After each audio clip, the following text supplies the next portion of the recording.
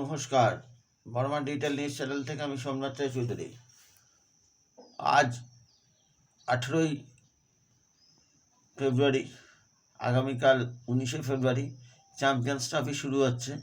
Champions ট্রফিতে ভারতের একাদশ কীরকম হওয়া উচিত সেরকম সম্বন্ধে একটু আলোচনা করছি, আপনারা একটু শুনুন। সেটা হচ্ছে, দেখুন, বুমরা নেই,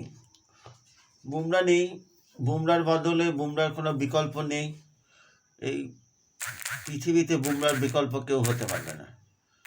বুমরা নেই, তো বুমরার বিকল্প ইকোনমিক দিক দিয়ে এবং ম্যাচের দিক দিয়ে ভালো ছিল হচ্ছে সিরাজ, কিন্তু সিরাজকে পাইনি আমরা।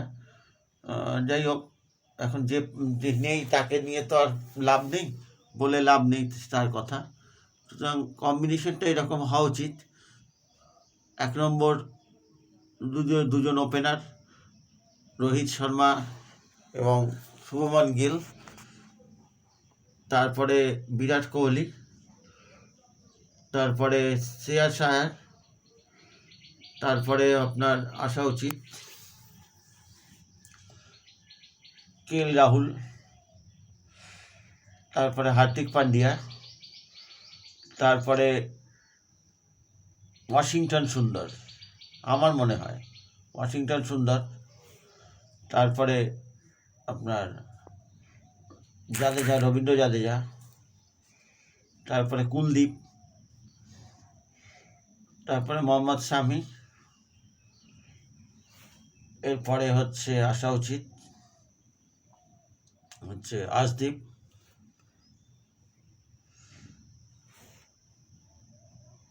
তো কজন বললাম?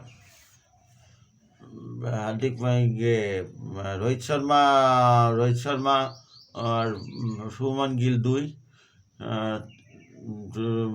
বিরাট কোহলি 3, তারপর হচ্ছে আপনার কেএল রাহুল 4,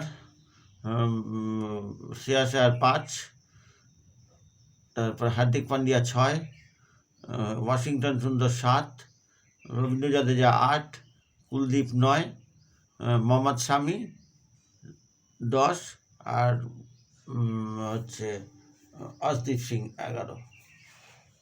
এই কম্বিনেশন হওয়া উচিত।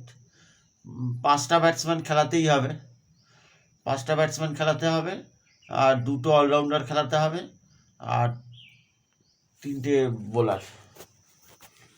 এই কম্বিনেশন হওয়া উচিত। তা ওয়াশিংটন সুন্দর থাকবে, ওয়াশিংটন সুন্দরকে লাগবে। আর বরুণ চক্রবর্তী চান্স পাবে না, আমার যতটুকু মনে হয় বরুণ চক্রবর্তী চান্স পাবে না। আর ওই আরেকজনকে ফাস্ট বোলার নিয়েছে না, কলকাতা নাইট রাইডার্সে খেলতো, হাসিত রানা, ও চান্স পাবে না। সবথেকে বড় কথা হচ্ছে ইয়েকে দরকার ছিল, জয়সওয়ালকে দরকার ছিল, জয়সওয়ালকেও আমরা পাইনি ওপেনিং স্লটটা, যার জন্য খুব অসুবিধা হয়েছে। ওপেনিং স্লটে লেফট হ্যান্ডেড ব্যাটসম্যান একটা দরকার ছিল। কুলদীপ আছে, কুলদীপকে দিয়ে আমি অলরাউন্ডারের কাজটা চালিয়ে নিতে পারবো, এবং আপনার নাম কি, ওয়াশিংটন সুন্দরকে দিয়ে অলরাউন্ডারের কাজটা হয়ে যাবে।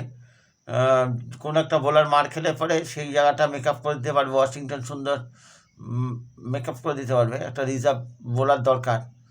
আর এই কম্বিনেশন ঠিক আছে।